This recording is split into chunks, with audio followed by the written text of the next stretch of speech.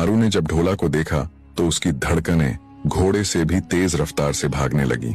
आखिरकार ढोला की हालत देखते हुए पत्नी मालवणी ने उसके सामने एक शर्त रखी, जब तक मैं जागूं तुम मेरे पास मेरे सामने रहोगे, जब मैं सो जाऊं तो तुम बेशक मारू से मिलने के लिए पुंगल चले जाना। राजकुमार ढोला को भी रानी की ये बात अच्छी लगी। सोचा कभी न कभी तो रानी सोएगी ही, पर मालवण इतनी आसानी से कहाँ सोने वाली थी। उसने ठान लिया कि कुछ भी हो जाए, कितना भी समय हो जाए, पर वो सोएगी नहीं। ऐसे ही एक के बाद एक करके मालवण ने 15 दिन बिना पलक झपकाए निकाल दिए। रानी के दृढ़ निश्चय को देख ढोला ने एक योजना बनाई और उसने सोने का नाटक किया। पति ढोला को सोया जानकर मालवण ने भी सोचा, क्यों ना मैं भी थोड़ी देर नींद ले लूं। थोड़ी ही देर में मालवण गहरी नींद में चली गई।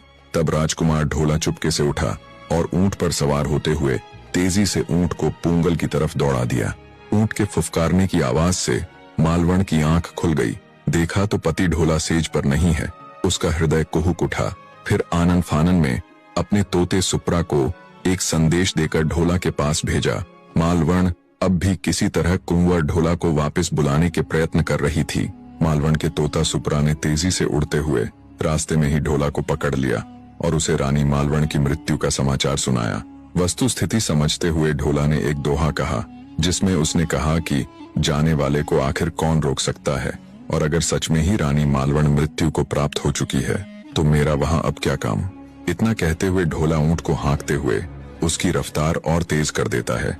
राजकुमार ढोला की अडिग मनोदशा समझ तोता सुप्रा वापस लौट जाता है और मालवण को सूचित करता है कि वो कुंवर ढोला को रोकने में असमर्थ रहा। इधर ढोला तेजी के साथ चलते हुए पुष्कर की सीमा में प्रवेश कर जाता है। पुष्कर के तालाब पर जब ढोला ने तोरण स्तंभ देखे तो लोगों से उनके बारे में पूछा। लोगों ने बताया कि यहाँ राजकुमार ढोला और राजकुमारी मारू का विवाह हुआ था। ये उसी की निशानी है। कुंवर ढोला राजकुमारी मारवण के साथ हुए अपने विवाह के स्मृति चिन्ह देखकर अत्यंत हर्षित हुआ। एक नए जोश के साथ और अधिक तेजी से ढोला पुंगल की तरफ बढ़ चलता है। लंबे सफर के बाद ढोला आखिरकार पुंगल पहुंच ही जाता है और पुंगल के बाग में रुककर अपने ऊंट को कुएं से पानी पिलाने लगता है। उधर से मारू भी अपनी सखियों के साथ क्रीड़ा के लिए बाग में प्रवेश करती है।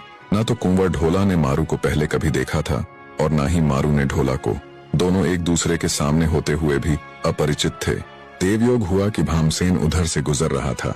उसने कुंवर ढोला को देखा तो राजकुमारी मारू को अवगत करवाया।